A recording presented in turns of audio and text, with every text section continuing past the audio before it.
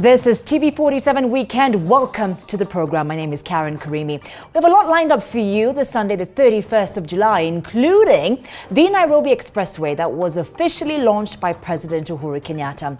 And in sports tonight, the Kenya Rugby Sevens national team, Shujaa, lost 20-12 against Scotland in the 5th place semi-final at the Commonwealth Games in Birmingham on Sunday afternoon.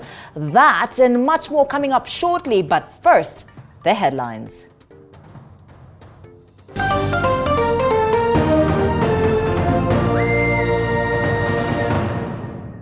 Tonight, gloves off. Kila mtu, including myself, ako na uhuru wa kupigia debe yoyote ambaye anataka. President Kenyatta responds to Ruto's recent claims of threats. I hate nobody. Mimi sina shida na mtu. Hata si unaona wananitusi kila siku. Umewahi kusikia mimi nikiwajibu? It's 8 days to the polls.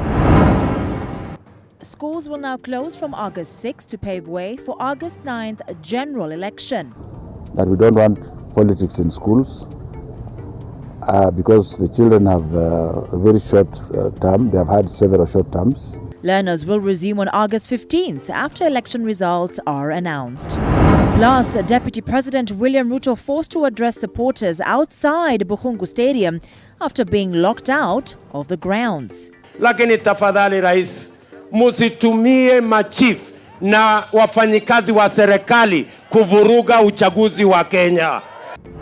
And 10 years of Uhuru Ruto. Tonight we look at corruption at the Ministry of Education in President Kenyatta's government.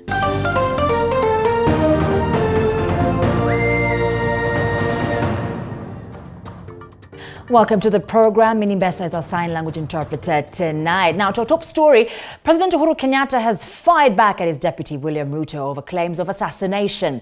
Kenyatta says Ruto should focus on advancing his agenda without dragging him into his woes. Micah Gwongo reports.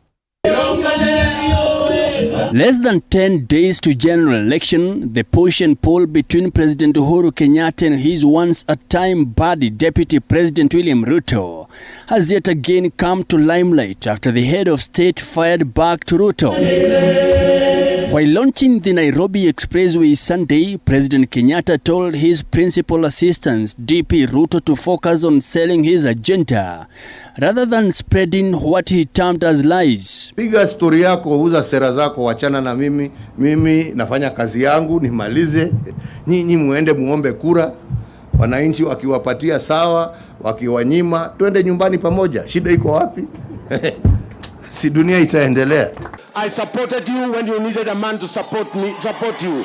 If you do not want to support me, leave me alone. Uhuru said he had power to do anything for the period, but he didn't because he had no ill intention against anyone. Kila mtu, including myself, ako na uhuru wa kupigia debe yoyote ambaye anataka. The president's remarks coming hours after UDA running mate Rigathi Gachagua, while campaigning in Nyeri, claimed that Kenyatta had threatened him. Wewe sasa unaanza kunithreaten mimi. Ati utanifanya nini? Bora usiue watoto wangu. Lakini mimi na wewe tafadhali tuheshimiane. I hate nobody. Mimi sina shida na mtu. Hata si unaona wananitusi kila siku. Umewahi kusikia mimi nikiwajibu? With a lot of respect, my friend, Mr. President, please be a decent human being. Kuwa mungwana, kuwa na shukurani. Sisi ndio tulikusaidia. In a hinted response to Gachagua's Saturday remarks, Uhuru said that he had no plans of assassinating anyone as he was on his way out. Kuna haja ya matusi. Kuna haja ya kuingilia watu. Sasa wakati naenda kupatiana serikali na sina uwezo, ndio niko na time ya kukutafuta. On Friday, Deputy President William Ruto attacked his boss, accusing him of issuing threats. Ruto said the president had held a private meeting during which he threatened him and his allies. Kuacha spidi nyingi na kujua ya kwamba kazi na ukweli washinda matusi na chuki. Wacha kujifanya saizi eti sijui unajifanya nini. Please. The political marriage between the two ended shortly after their re-election in 2017, when President Uhuru Kenyatta had a public handshake with his main rival in the 2017 elections. The handshake did not sit well with DP Ruto and his allies. Mike Kagwongo, TV 47. Schools will now close on the 6th of August to pave way for the August 9th polls. Education Cabinet Secretary Professor George Magoha says learners will resume on the 15th of August after the presidential results are announced. Mwige William has that report for us. According to the Ministry of Education, schools will be closed on August 6th to prepare for the upcoming general election on August 9. According to Education CAS George Magoha, schools will reopen on the 15th of August after the presidential results are announced. We are breaking again on the 6th of next month for elections, and we shall not open until 15th. So it is very, very unfair to keep any child at home. Education Cabinet Secretary has in the meantime expressed his concerns that the dates for national examination for both candidates in Class 8 and Form 1 scheduled to be held at the end of this year might be affected due to the upcoming general elections. Should there be a repeat election during my tenure, which I hope not, then we shall make sure that it may then have to mean that we may have to sit down as stakeholders and see whether it will be fair to examine the children if they will have lost a considerable amount of time. And I really pray that that does not happen, because these children have suffered enough. During his visit to Kiambu County to various secondary schools in Kikuyu constituency, CS Magoha explained the effect on education in the country if the presidential elections are repeated, stressing that the closing and opening dates of schools have not been rescheduled during the election period. The principals, who are very few of them, who still have some children at home, to immediately bring them back. However, Professor Magoha warned schools principals of allowing political meetings within school premises as campaigns enter home stretch. That we don't want politics in schools because the children have a very short term. They have had several short terms, and it is only fair that they are left alone. And I think unless somebody goes without consultation, and that would mean then that I would ask the head of the school whether he or she is working for the politician or for the kids. According to the schedule provided by the Ministry of Education, the third term will last for only 9 weeks, expected to start on the 26th of September 2022 and end on the 25th of November 2022. Candidates for the national examinations are scheduled to write the exam on 28th November this year to Monday 1st December 2022. Mwige William, TV 47. Also tonight, Azimio One Kenya leadership has accused UDA presidential candidate William Ruto of causing panic in the country with unfounded allegations that some people are plotting to hurt him and his family. The Odinga-led team took its campaigns in Uasin Gishu County Sunday, further promising to boost agriculture in the area if elected. Andreen Kilemi has that report. The Azimio One Kenya flag bearer Raila Odinga toured his competitor DP Ruto's political backyard of Uasin Gishu County 8 days to the general election. Odinga, while addressing the crowd in Eldoret, called on Uasin Gishu residents to vote for candidates who are ready to fight corruption. Atieni running mate. Tayari alishtakiwa na pesa ambayo alikuwa ameiba. Shilingi milioni 200 katika akaunti yake. Akawa tried.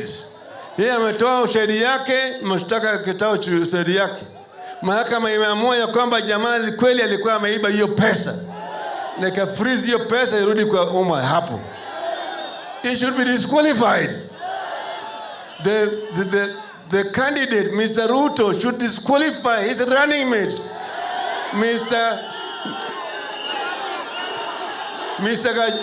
Gachietha. The Azimio presidential running mate Martha Karua accused Deputy President William Ruto of causing panic among Kenyans with claims that he and his children were in danger over his political position. Kama unahofia maisha ya yeyote kwa nyumba yako, tafadhali wapatie askari wa kutosha, na kama hawatoshi, wewe bado ni umeajiriwa na serikali ya Kenya, uliza uongezewe. Lakini usiweke nchi kwa hali ambayo si nzuri, ukidai na unajua sio ukweli ya kwamba familia yako imo hatarini. Umekuwa unamtusi mdosi wako kwa muda mrefu, na bado uko kwa serikali. Hata nimekuona ukitoka cabinet, tuliona kwa runinga wiki 3 zilizopita. Tunakuona ukienda airport kulaki mapresident wa nchi zingine kama makamu wa rais. Kama wewe huna usalama, nani Kenya atakuwa na usalama? The Odinga-led team further promised to boost agriculture in Uasin Gishu County should Azimio la Umoja win in the August 9 general election. Tutabadilisha kilimo kabisa. Tumepambana na makateo yale yako kwa kilimo, lakini hiyo kazi hatujamaliza. Tunataka mtupatie muda mwingine. Patie baba 9 August. Ndio tupate nafasi ya kupambana na hawa wezi. Tumalizane nao, mahindi ipone, wakulima wapone. Kilimo iweze kuenda mbele. The Azimio One Kenya campaign trail continues to traverse different parts of the country in search of votes and is expected to rally Kiambu County Monday. Andrin Kilemi, TV 47. Now, Deputy President William Ruto has taken on President Uhuru Kenyatta, claiming he's using the Interior Ministry to rig and cause chaos in the forthcoming presidential election in favor of Azimio presidential candidate Raila Odinga. Ruto and his Kenya Kwanza principals, who toured 5 counties in Western and the Rift Valley, claim the plot and plan to use chiefs has been taking place in night meetings. Our senior reporter, Polo Kamau, reports. With 2022 election campaigns now on the home stretch, 8 days before the D-Day, Kenya Kwanza, led by Deputy President William Ruto, on a campaign tour of the counties of Nandi, Vihiga, Trans Nzoia and Kakamega counties, have put the blame on the election rigging claims squarely in the president's court. Ruto says chiefs and county commissioners are being used to hire people who will cause chaos and suppress voter turnout in the alliance strongholds. Ati kwa uchaguzi machief watumike, ati kutafuta watu ambao watafuruga uchaguzi. Tunamwambia Bwana Rais, tafadhali, hakuna haja ya kuvuruga uchaguzi. Wacha Wakenya waamue bila ya kuhujumu na kulazimisha machief na wafanyikazi wa serikali ati wafanye kazi ya siasa. Nataka nieleze rais wetu ya kwamba sisi tunataka amani. Tunataka tupige kura kwa amani, na tukipiga kura tuende nyumbani kwa amani, na tuhesabu kwa amani, na tutangaze rais mwingine kwa amani, na pia ahadova kwa amani. Hii mikutano ya usiku ati anapagia watu, rais wetu, hiyo kazi wachana nayo. Hiyo kazi haitakusaidia. The alliance now marshalling their supporters not to be intimidated by state agents, but to turn up in their numbers, especially in their strongholds, where they claim the Interior Ministry is hell-bent to ensure a low voter turnout. Tunataka wale wana tabia ya kukimbia kotini wahesabu hiyo kura, alafu washindwe kuenda wapi? Kotini. Unajua wale mimi nasema? Unawajua? Wale wanatoroka debate. Wale wa remote control ndio hao. Hii kura lazima mtoke kwa wingi tushinde round 1. Sema round 1. Round 1. In Nairobi, UDA and Kenya Kwanza gubernatorial candidate Johnson Sakaja, flanked by UDA candidates, claimed they have evidence of night meetings organized by the Interior Ministry, where chiefs have been ordered to buy identity cards at 1,000 shillings each. Meetings, Sakaja claims, have been attended by their Azimio rival candidates. Money was brought here 2 days, was it 2 or 3 days ago? 4 days ago. 4 days ago. A meeting was held at Sportsview. At that meeting, The chiefs were called together with the certain political actors, including the sitting member of parliament, including other aspirants, to work out how they're going to suppress the turnout and the voters here.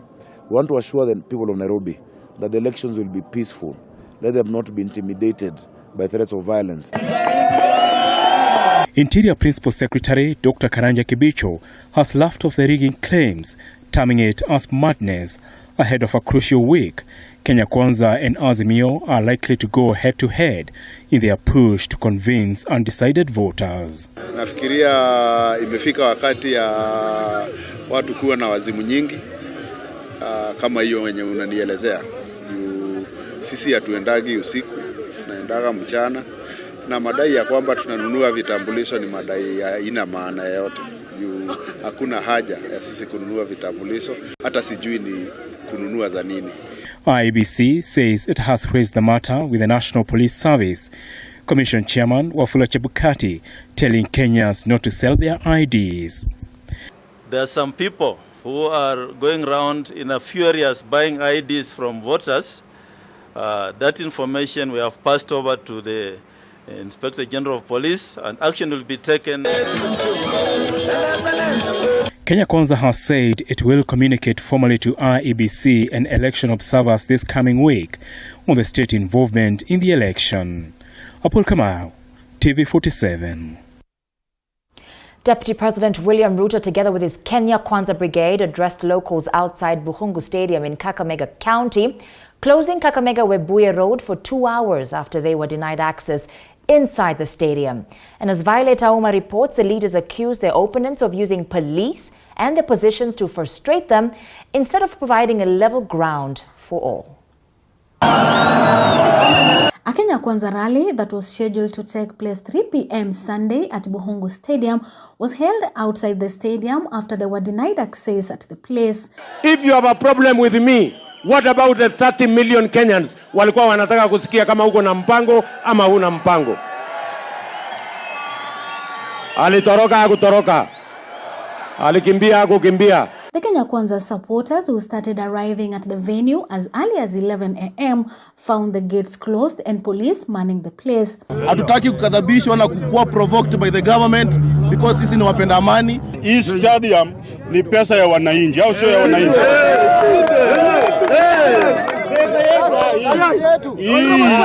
Hii stadium imejengwa hapa Kakamega ili mkutano yoyote ifanyike hapa. Bei ya unga hapa Kakamega ilikuwa 90. Addressing locals by the roadside, Deputy President William Ruto, ANC's party leader Musalia Mudavadi, Moses Wetangula of Ford Kenya and other leaders who accompanied them accused their opponents of waging personal vendetta against them for no reason. Mimi nataka nimwambie bwana Kitendawili, wewe angalia mimi ndio naibu wa rais wa Kenya. Mimi najua deep state, mimi najua system. Wewe ukidanganywa ati utapitishwa na deep state, mimi nakwambia my friend, tarehe 9 mwezi wa 8 utajua haujui. Ukijaribu kulazimisha wa Kenya na kitendawili, my friend, mambo itakuwa tofauti. They condemned the incidents where Mumias East Member of Parliament Benjamin Washali was roughed up by police on Saturday at Buhungu Stadium, where he had gone to inspect the grounds before the Sunday's rally. This is a historic moment. This is going to be a moment that we shall not forget. Kwa sababu wakati Obama alikuwa anakaribia kuwa rais wa Jamhuri ya Amerika, alisimama na aka-address Berlin, aka-address the world kutoka kwa streets, kwa barabara of Berlin. Leo William Ruto is addressing the nation from the streets of Kakamega. The leaders have urged locals to rally behind the Kenya Kwanza leaders who believe they have taken control of Western region that has been considered for a long time as an ODM stronghold. Tunawaomba ndugu zetu, tarehe 9, it is not over until it is over. Ile kura unapiga, mama warudi nyumbani, wazee warudi nyumbani, vijana mulinde doria. Watu wa Kakamega, muniamini, mimi nataka kukomboa Kakamega kutoka kwa mikono ya wale walagai ambao wamekuwa hapa wakitulagai. Mnataka Rais Uhuru Kenyatta aende nyumbani taratibu na aweze kuingilia uchaguzi. Hawa majamaa hawaelewi shida ya mwananchi. Mkubali tutengeneze serikali ambayo inaelewa lugha na matatizo ya wananchi wa kawaida. Tarehe 9 mwezi wa 8. Kakamega, mnakubali jameni? County government officials refused to comment on what led the DP-led team locked out of the stadium. Mimi nauliza nyinyi, kama kitendawili angekuwa na agenda ama sera, si angekuja kukutana na mimi pale kwa debate? Violet Auma, TV47, Kakamega. Kenya ni yetu sisi zote. You can watch us live on our Twitter pages and Facebook at TV47 Kenya. We take our first short break. Keep it TV47 Weekend with me, Karen Karimi.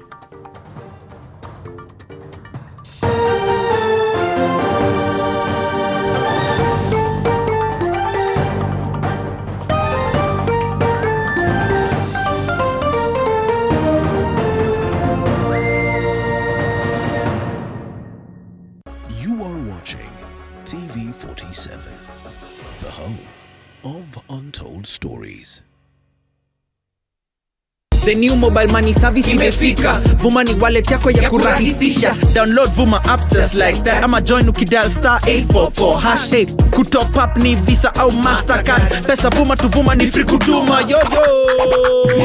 Kufanya transfer to any bank ni kuvuma. Vuma Vuma Vuma. Sort mother na mzae na Vuma. Vuma Vuma Vuma. Buy airtime kwa kila network for free. Hakuna interruptions ukibonga na msupa. Credo itaishaje na unaweza ukavuma. Sort bill zako na the Vuma pay bill. Lipa popote kwa till number ya Vuma. Sasa hiyo ndio inaitwa kuvumisha. Lipa faster ukivumisha. Kupata loan ukitaka ni kuvuma. Ukivumisha loan limit inapanda. Cash deposit na kutoa hiyo ni sawa. Na si kutoka base moja hapo sawa. To join, dial *844# and download the Vuma app now. Load cash to your wallet through Vuma agents or your bank, or go to your nearest KCB Bank branch, ATM or agent. Let your money flow with Vuma.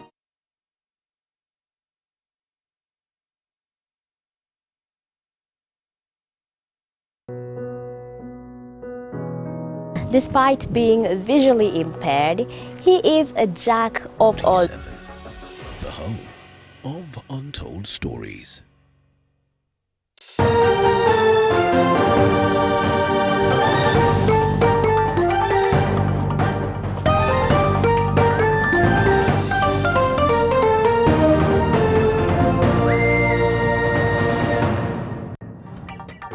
Welcome back to the program. Now, Wiper Party leader Kalonzo Musyoka has told Deputy President William Ruto to keep him out of his politics, saying he is not his competitor in his bid for State House.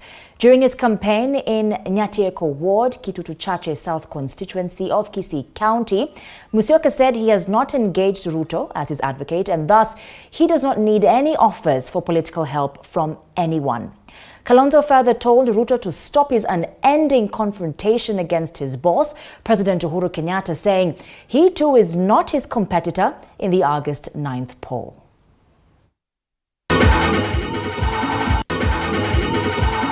Juzi Ruto ana hasira, alikasirikia Uhuru huko Kapsabet. Akasema, Mr. President, Uhuru, leave me alone. Jana anaenda huko kwetu Mwingi. Anajifanya yeye ni wakili yangu. Nasema sijui Kalonzo aliteswa na Raila. Wapi? Mimi ni mtu mmeteswa? Nasema Kalonzo alifanyishwa interview na Raila, akaanguka interview. Mimi sikutuma Ruto kwa mambo hayo. Nikamwambia Ruto, please leave me alone. Leave me alone. Tafuta kura zako. Mimi hata siko kwa ballot. Unanitafutia nini? Kimbizana na baba atakunyorosha. Tunashindania hii kiti ya urais ni timu mbili. Timu moja ni ya wachapakazi. Si mnajua wachapakazi? Na ile ingine ni ya wakora. Sasa mimi nawauliza, nyinyi mtachagua wachapakazi ama wakora? Na nikisema iko wakora, siongee uongo.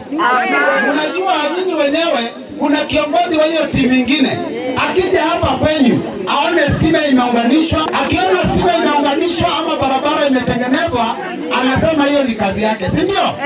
Lakini akija kumwambia mko na shida, ati mko na njaa, anasema yeye hayuko kwa serikali. Agano Party presidential hopeful Wahiga Mwaure has asked President Uhuru Kenyatta and his deputy William Ruto to stop exchanging bitter conversations in public rallies.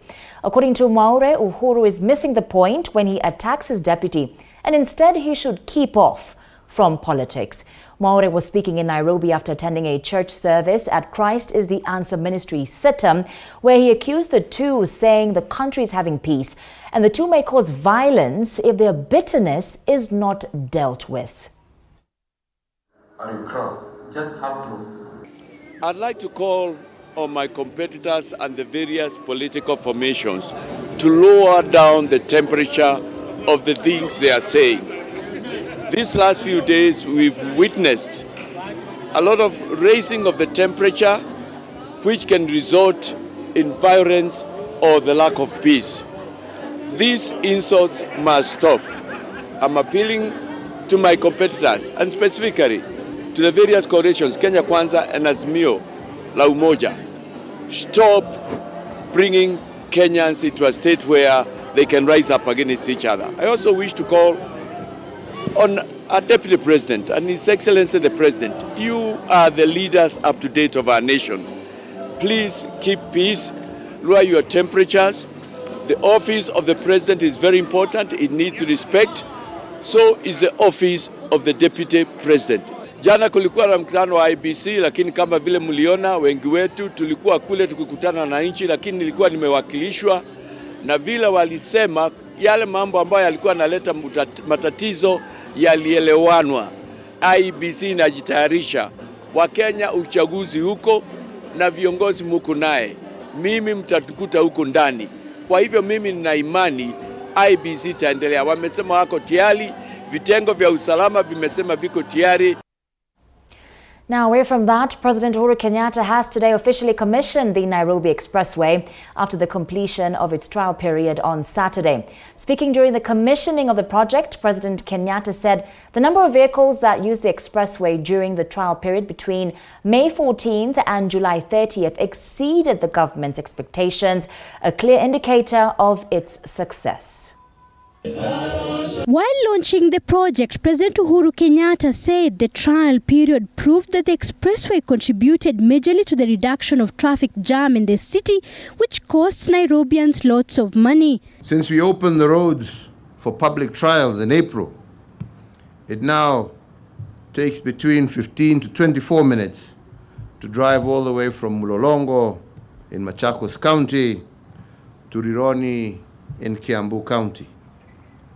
Before the expressway, that would have been a journey that would take at least 3 hours, which if you calculate is the equivalent of flying from Nairobi to Addis Ababa and back again. According to the head of state, the number of vehicles that used the expressway during the trial period exceeded the government's expectations, a clear indicator of the project's success. The expressway lays open a better business environment for our country, which means more opportunities for our nation in tourism, in conferencing, in manufacturing, in hospitality, sectors that employ more than 3 million Kenyans directly and another 6 million indirectly.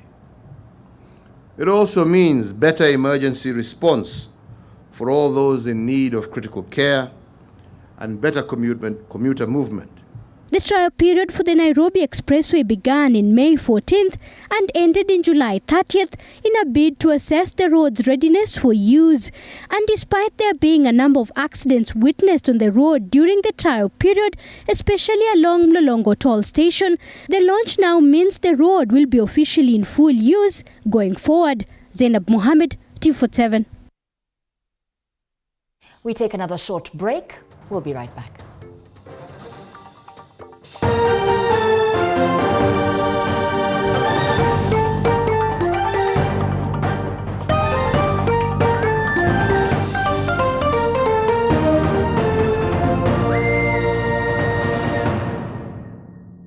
You are watching TV47, the home of untold stories. Tricent School of Medical Health Science and Technology is a premier training institute for market-driven courses. With state-of-the-art facilities, competent and dedicated members of staff, and linkages with the medical industry, you are assured of a bright future when you study with us. Enroll today in our campuses at Juja, Nairobi West, Kisumu, and Homa Bay. Tunataka uwazi na kazi. Number one, nataka Kiambu iwe 24-hour economy. Nataka kuweka mataa 20,000 na sigojei August. Naanza saa hii. Nataka kuunganisha mabarabara za Kiambu. Lami ningetaka kuweka 1,000 kilometers of road tarmac. Ile economic empowerment nataka kuweka ni viwanda vile tunasema agro processing industry. So these are the objectives I want because sababu najua Kiambu, if you put enabling environment, watu wa Kiambu wanajua kazi yao na watawaifanya. Mkinipatia hiyo kiti, hiyo kazi nitawafanyia, hiyo kazi naijua. We can do that very very quickly. Mimi na iko na ile ujumbe, nakwambia mimi ni engineer, mhandisi mimi. The new mobile money service imefika. Vuma ni wallet yako ya kurahisisha. Download Vuma app just like that. Ama join ukidial *844 #. Kutop up ni Visa au Mastercard. Pesa Vuma tu Vuma ni free kutuma. Yo yo. Ni free kutuma. Kufanya transfer to any bank ni kuvuma. Vuma Vuma Vuma. Sort mother na mzae na Vuma. Vuma Vuma Vuma. Buy airtime kwa kila network for free. Hakuna interruptions ukibonga na msupa. Credo itaishaje na unaweza ukavuma. Sort bill zako na the Vuma pay bill. Lipa popote kwa till number ya Vuma. Sasa hiyo ndio inaitwa kuvumisha. Lipa faster ukivumisha. Kupata loan ukitaka ni kuvuma. Ukivumisha loan limit inapanda. Cash deposit na kutoa hiyo ni sawa. Na si kutoka base moja hapo sawa. To join, dial *844 # and download the Vuma app now. Load cash to your wallet through Vuma agents or your bank, or go to your nearest KCB Bank branch, ATM, or agent. Let your money flow. You are watching TV47, the home of untold stories.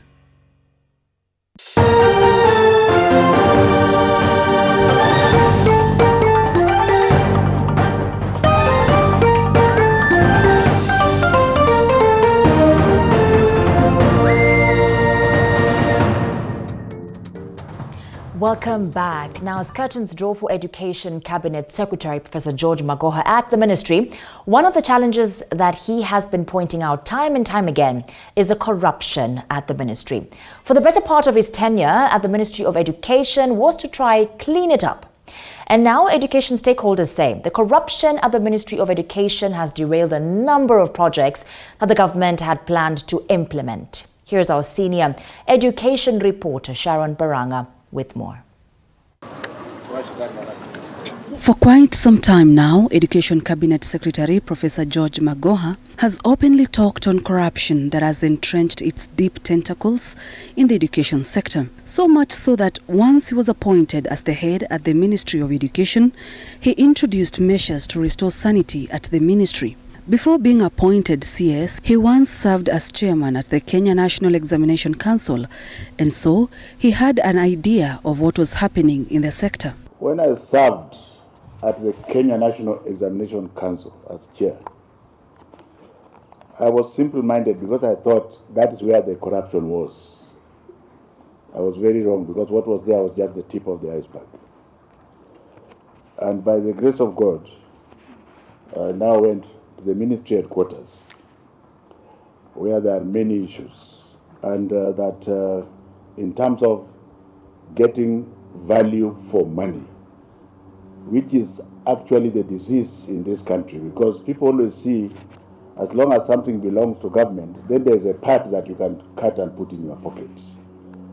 It is extremely important for us to appreciate the fact that apart from being efficient, because I was telling the CEO that, okay, if the staff are scattered like that, only God knows whether some of them even come to work. Because at Yogo, where I went, my first week there, I found a sizable number of people coming to work after 11 o'clock. And it took me 6 months to put CCTV cameras and another 6 months to put the biometrics so that we can actually monitor whether you are coming to us. But it has not been a walk in the park for CS Magoha. And now, education stakeholders blame failure of the government to achieve the vision they had on the sector on the rot at the ministry, saying even the bodies appointed to oversee activities at the ministry fell short of their mandate. Zile asasi za accountability hazijakuwa madhubuti sana katika kuhakikisha kwamba malengo ya serikali yanaweza kufikiwa. Kwa mfano ile kamati ya bunge ya elimu, sidhani kama imeweza kufanya kazi yake ipasavyo. Manake kumekuwa na a lot of gaps katika kazi ambayo wizara ilikuwa inafanya, lakini ile kamati ya bunge mbeleni ikiwa na Bwana Meli, kwa sasa ikiwa na Mheshimiwa Florence Mutua, haijaweza kufanya ile accountability ili kwamba Wakenya waweze kupata value kwa ile pesa ambayo serikali ya Mheshimiwa Rais Uhuru Kenyatta amekuwa akiweka kwenye sekta ya elimu. Manake hakuna serikali tangu wakati wa uongozi, wakati wa independence ambayo imeweza kuwekeza rasilimali nyingi sana katika sekta ya elimu kama serikali ya Mheshimiwa Uhuru Kenyatta. Na hilo ni lazima tumpigie makofi, tumwambie kongole, asante sana Mheshimiwa Rais, ulijitolea kikamilifu katika kujaribu kuhakikisha ya kwamba sekta ya elimu inapata rasilimali za kutosha. Lakini zile asasi ambazo zinahusika na masuala ya uwajibikaji hazikuweza kufanya ile kazi kwa njia ifuatayo, kwa njia ifaayo. It is because we are Kenyans that I don't want to say toa huyu ni mkora, toa huyu. The country is too large. I'm a minister for thieves. I'm a minister for everybody. No, it's not a laughing matter. Because if you can hear the venomous things coming from people and we have dossiers on them, then you wonder, who does this chap think he is? So when she got a chance to join the University of Nairobi to study, the display of misconduct at the ministry played out in public when it emerged that some of the laptops meant to support digital learning in public primary schools were being sold in Uganda. Apart from this, some parents have also been complaining of monies they are being forced to pay in schools. Ilhali unapowauliza kwamba vile vibakatilishi vya watoto kwa nini kwa sasa vinauzwa kule Uganda, ni kwa nini zile laboratories hazipo, ni kwa nini bado wizi wa mtihani umeanza kurejea katika shule zetu, ni kwa nini basi iwe kwamba wanafunzi zaidi ya 35,000 wanapata grade ya E, wanafunzi 60% wanapata grade ya 60% kurudi chini, ni kwa nini bado nafasi za sekondari zinauzwa, ni kwa nini bado shule za umma zinatoza wanafunzi karo. Haya ni mambo ambayo tunakumbana nayo kila siku ambayo wizara haijaweza kuyatekeleza. Ilhali wanazungumza tu pale wakizungumza na ukali kabisa, hawataki kuulizwa maswali na kadhalika. All right, Teacher Sylvia says, touch your head, touch your head. Unaweza kuwa na wanafunzi ukawapatia assignments wakiwa popote pale walipo. Kwa hivyo lilikuwa swala zuri sana ambalo Mheshimiwa Uhuru Kenyatta pamoja na naibu wake William Ruto waliona kwamba ni vema tuwe na ule mpango wa digital learning program.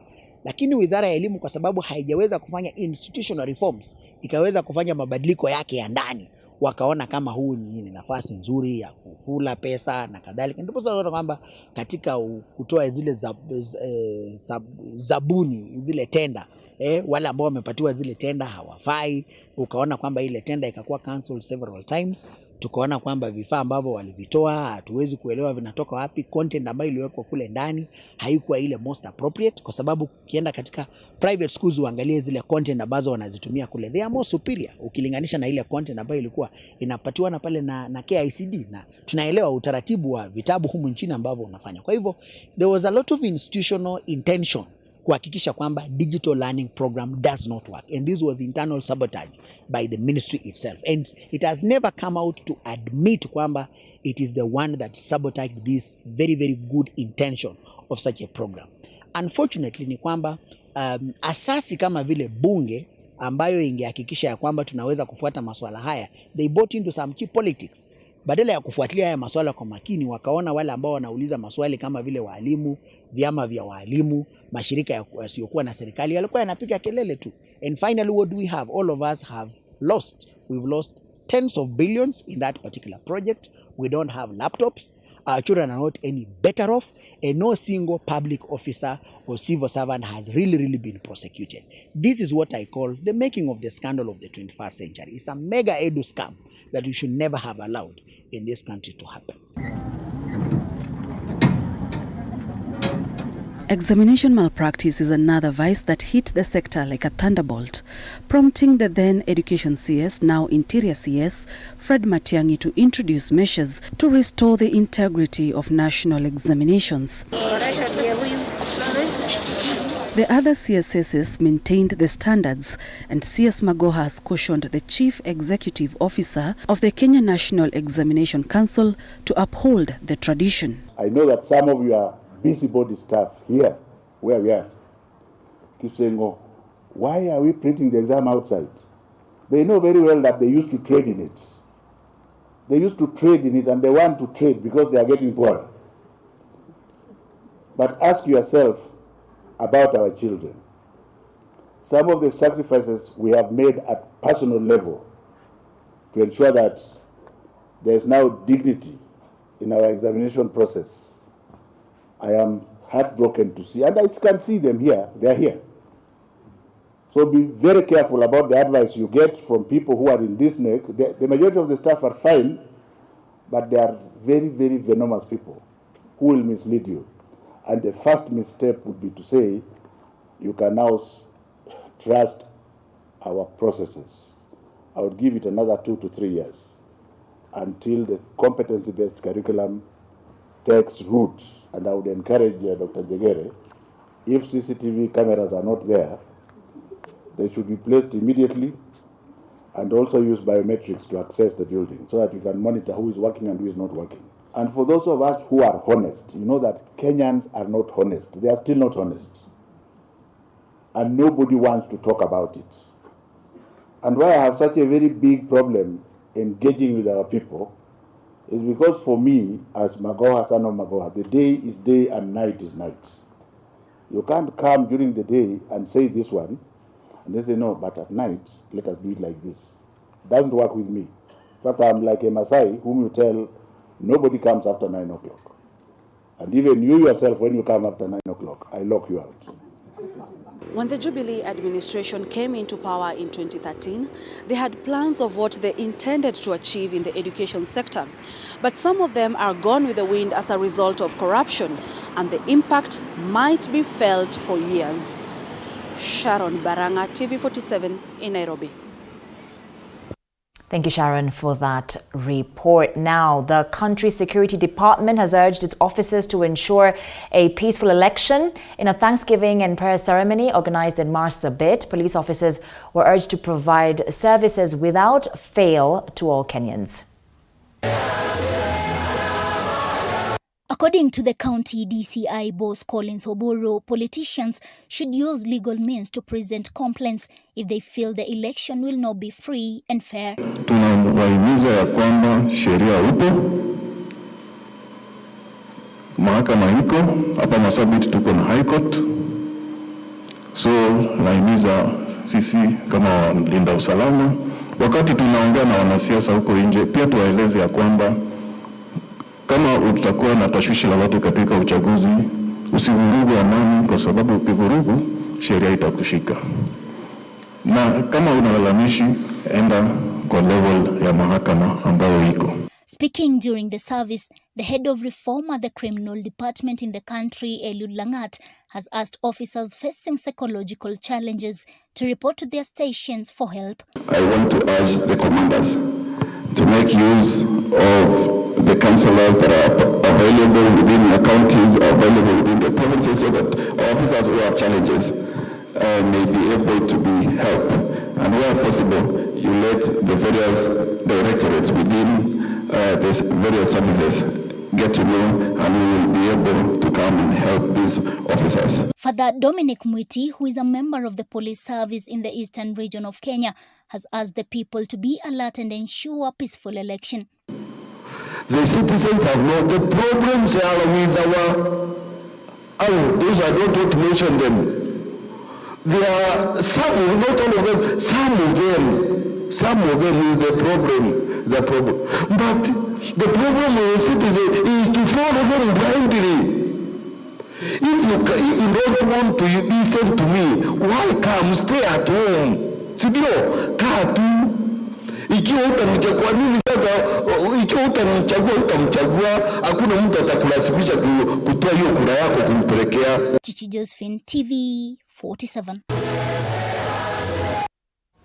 Now, even as the world marks World Day Against Trafficking, cases of child labor, abuse and molestation at Maila Ward in Naivasha continue to soar, with multiple cases affecting the vulnerable girl child.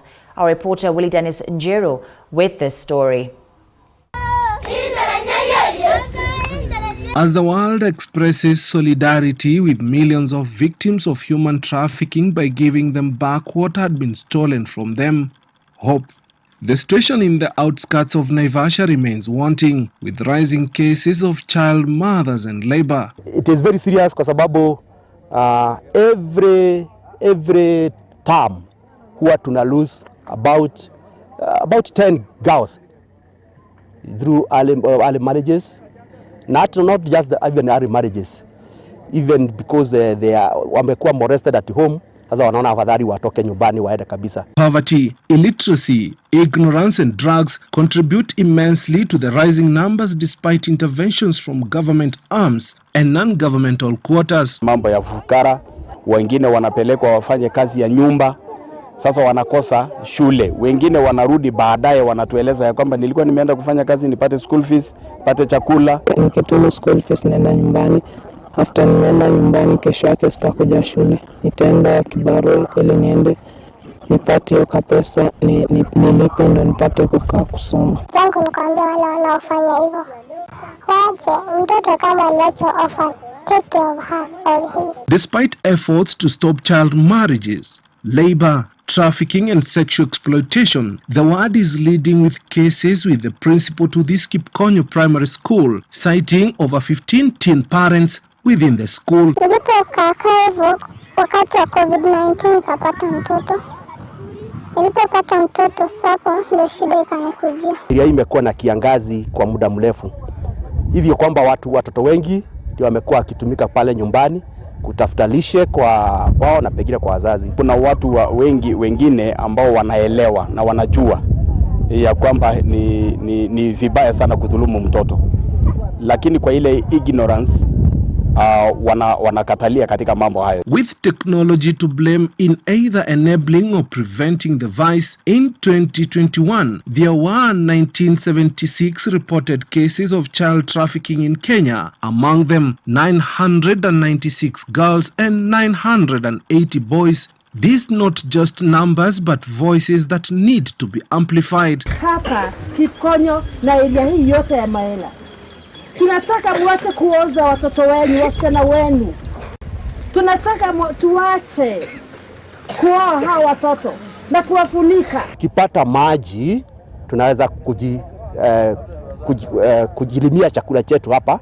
Tuko na shamba kubwa na tunaweza kupata chakula ambacho kinaweza kusustain hawa watoto. Reporting for TV 47 from Maela Ward in Naivasha, Nakuru County, I'm Willie Dennis Njiru. Now, bar owners in Kirinyaga have pledged to close down their bars on August 9th, which is the election day, so as to make sure their customers are sober to make the right decisions. Now, the chairman of Kirinyaga Bar Association, Kirinyaga County, Anthony Mosheke, has said that the alcohol industry has been hit the most by the current county administration led by Governor Anne Waiguru, adding that part of the reason to close down the bars is to ensure as many people as possible turn out to vote sober in a bid to put in a county leadership that will listen to their plight.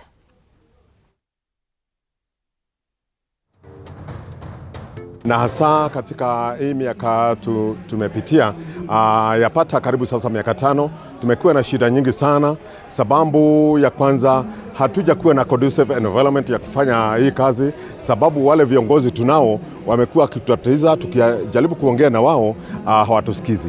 Na kwa hivyo tungetaka wakati huu tuelekea katika uchaguzi, tutakuwa makini sana ili tuchague wale viongozi wataweza kusikia yale yote tutakuwa tunapitia na shida zile tuko nazo, ili waweze kutatulia, ili tupate wasaa mzuri wa kufanya hii biashara.